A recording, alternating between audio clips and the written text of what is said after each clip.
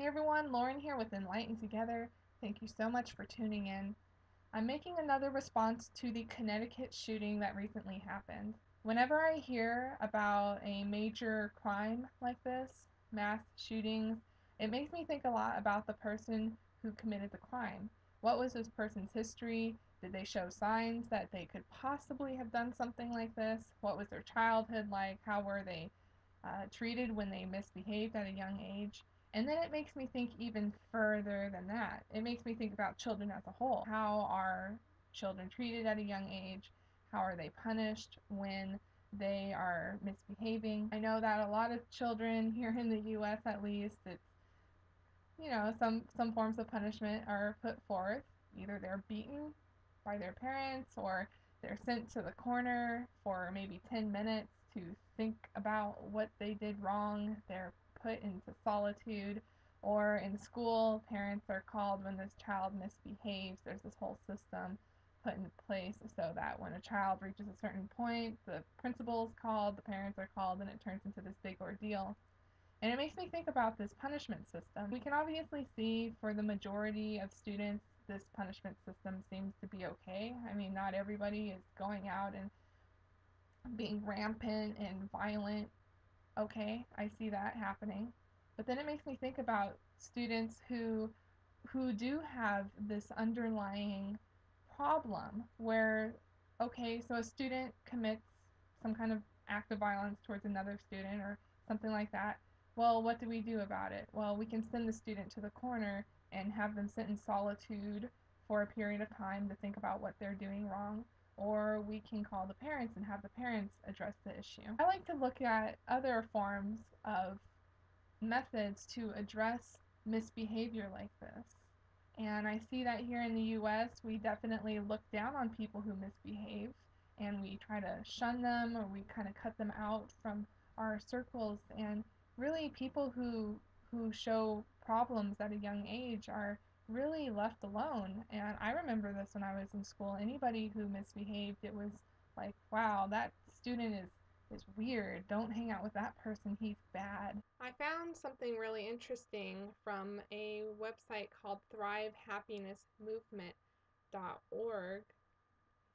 Here's the picture that was put with the text that I found. I don't know if this picture really comes from this particular tribe that's being talked about, but I thought this was an interesting comment about how an African tribe treats people in its society that show signs of aggressiveness or violence, signs of problems or misbehavior.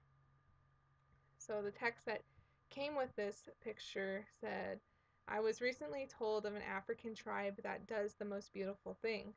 When someone does something hurtful and wrong, they take the person to the center of town and the entire tribe comes and surrounds him. For 2 days they'll tell the man every good thing he has ever done. The tribe believes that every human being comes into the world as good, each of us desiring safety, love, peace, happiness. But sometimes in the pursuit of those things, people make mistakes. The community sees misdeeds as a cry for help. They band together for the sake of their fellow man to hold him up, to reconnect him with his true nature, to remind him who he really is until he fully remembers the truth from which he'd temporarily been disconnected. I am good. When I came across this, I was really impacted. I had never heard about community really addressing a person when they start to show signs of unhappiness or signs of misbehavior or discomfort. I thought this was so awesome. I wanted to share it with you, and I encourage all of you to think about this. And in fact, you can replay that segment that I just stated. Really think about how we address problems here in the US and in many other developed nations. How do we address people who are showing signs of aggressiveness? Is it right that we just simply shun people, that we put them in a corner when they misbehave, that we treat it as a surface issue? Obviously, with this tribe, this type of problematic mentality is not something that is just put away. It's not a person who is just shunned for 10 minutes. and then expected to come back and be renewed. This tribe is really addressing a person when they're showing problems and really turning it into this deep thing for the entire community to show that this person can be transformed. This person can be communicated with. It's amazing to me. I mean, what if we did that with people who showed problems? What if we did that with children? We focused in on the good things that they've done in their life and what other good things they can do in the future and what's going to happen if they continue down this path of being disconnected from people, of being disconnected from the community.